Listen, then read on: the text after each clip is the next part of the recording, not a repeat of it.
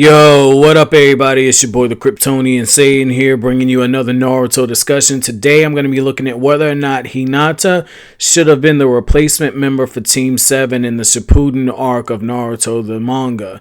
Now, the reason I want to have this discussion is if we're being completely honest and objective here, then we'll look at the fact that Kishimoto introduced the Konoha 12, 11 if you take Sasuke out of the equation, and a lot of the members are very underwritten and underdeveloped.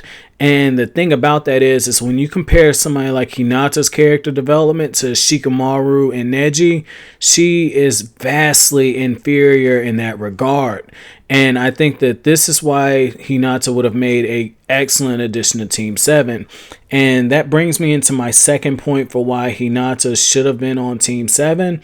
And that's that Sasuke, while Sasuke has very well balanced stats, where Hinata kind of fits in and fills that void is Hinata possesses a dojutsu. And when you look at the fact that Sasuke has the Sharingan, which by the ranking system that was introduced in part 1 is actually inferior to the Byakugan, and we look at the fact that the last 3 villains of the series all had Byakugans.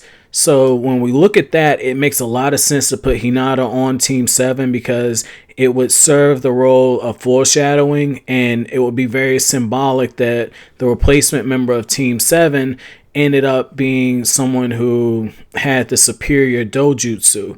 And the other thing about that is when we look at the fact that Naruto the Last was basically used as a movie to kind of put Naruto and Hinata together to do things that you could argue were not done in the manga or not done very well.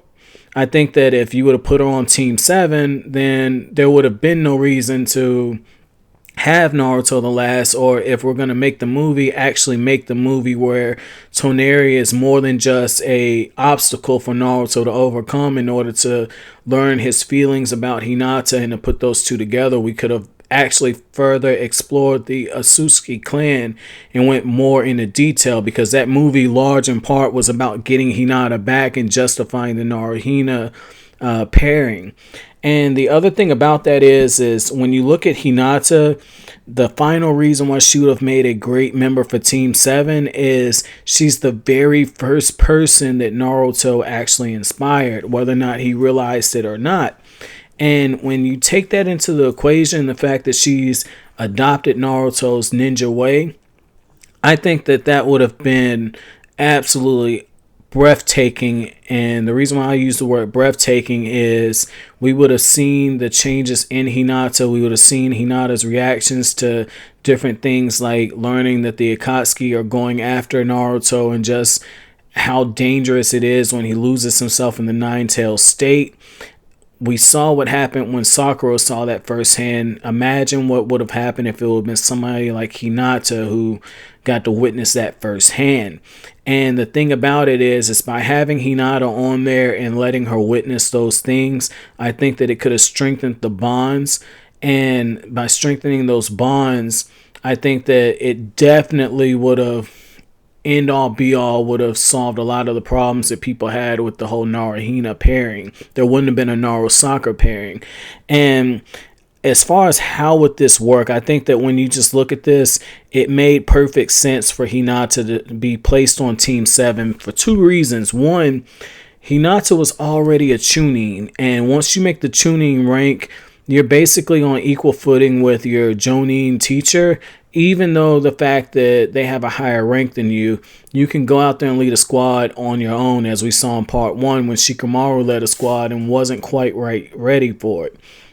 And the thing about that is because Hinata wouldn't have needed to answer to Kurenai at that point, she could have joined Team 7, and that goes to the second point, and that's that when Naruto was looking for his replacement for Team 7 to fill that void, Hinata was the second person that was reached out to. And then when we look at the fact that later on in the series, Team 7 worked very closely with Team Kurenai, particularly on the Sasuke Part 2 retrieval mission when they're hunting down Itachi and then going to look for Sasuke. Hinata being a part of Team 7, it just would have worked. And when you look at the advantages that would have happened when they were going to retrieve Sasuke with Team Yamato, the fact that she would have been able to see through Orochimaru's lair, she would have been able to discover an entry point. They wouldn't have needed to capture Kabuto at that point. And I mean, just logistically, a lot of it makes sense. But those are just my thoughts, guys. Let me know what you think in the comment section below. If you liked anything I had to say, as always, comment, rate, subscribe, and share. I'll greatly appreciate it. But that's it. Thanks for watching Kryptonian Saiyan. Have an awesome day.